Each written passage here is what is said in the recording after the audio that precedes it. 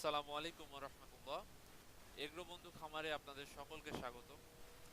আমরা এগ্রো বন্ধু খামারের দৈনন্দিন কার্যাবলীর কিছু অংশ সংক্ষেপে তুলে ধরব আপনাদের জন্য।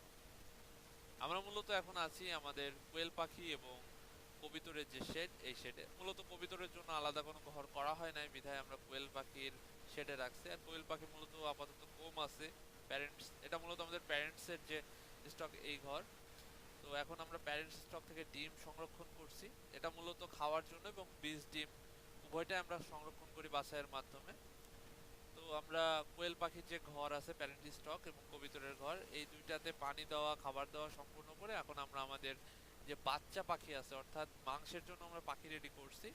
কোয়েল পাখি মাংসের জন্য রেডি হচ্ছে। এই বাচ্চা পাখির ঘর, অর্থাৎ 25 থেকে 30 দিন বয়সী যে পাখি আছে, এই ব্যাচ টু, এই ব্যাচের পাখিদের এখন খাবার এবং পানি দেওয়া শুরু করব।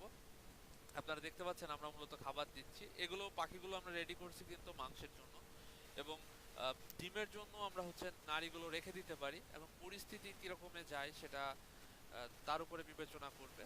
আমরা খাবার দেওয়া সম্পূর্ণ করে এখন পানির পাত্রগুলো বের করে পানির পাত্রগুলো ধুবো, ভালোভাবে পরিষ্কার করে সেগুলোতে পানি দেব, এবং এর সাথে আমরা ভিটামিন AD3 যেটা আছে এটা সংযুক্ত করব।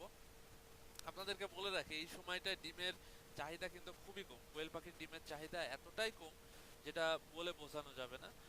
তো সেই জন্য আমরা প্যারেন্টস পাখি কম রেখেছি, এবং আহ, মাংসের জন্য আমরা তৈরি করছি আপাতত। কারণ কোয়েল পাখির জাতটাকে আমাদের ধরে রাখতে হবে, এই জন্য আমরা কোয়েল পাখি আপাতত রানিং রেখেছি এভাবেই।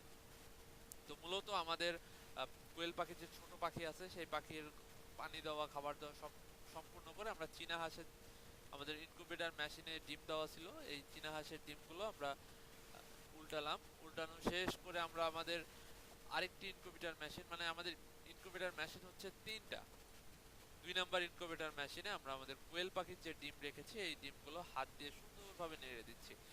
কোয়েল পাখির ডিম বলেন বা চীনা হাঁস বলেন, মুরগি বলেন, যে কোনো ডিম আমরা ইনকিউবেটর মেশিনে দেওয়ার পরে, অর্থাৎ ম্যানুয়াল যেগুলো মেশিনগুলো আছে, সেমি ম্যানুয়াল বা সেমি অটো যেগুলো বলি আমরা, এই এই মেশিনগুলোতে মূলত 3 থেকে 4 বার হয়। তো এখন মূলত বিষয় হচ্ছে এখনকার আবহাওয়াটা খুব খারাপ, বিধায় আমরা খামারিরা খুবই সমস্যার মধ্যে আছে। যেমন কখন বৃষ্টি হচ্ছে, বৃষ্টি থামছে না। এই সময়টায় আমাদের খামার গোছানো বা খামার পরিষ্কার পরিচ্ছন্ন রাখা খুবই কষ্টকর। আমরা আমাদের ইনকিউবেটর মেশিনে আর্দ্রতা ঠিক রাখার জন্য পানি স্প্রে করলাম, এবং যথাযথভাবে কাজ সম্পূর্ণ করে আমাদের খামারের কাজ আলহামদুলিল্লাহ আজকের মতো শেষ করলাম।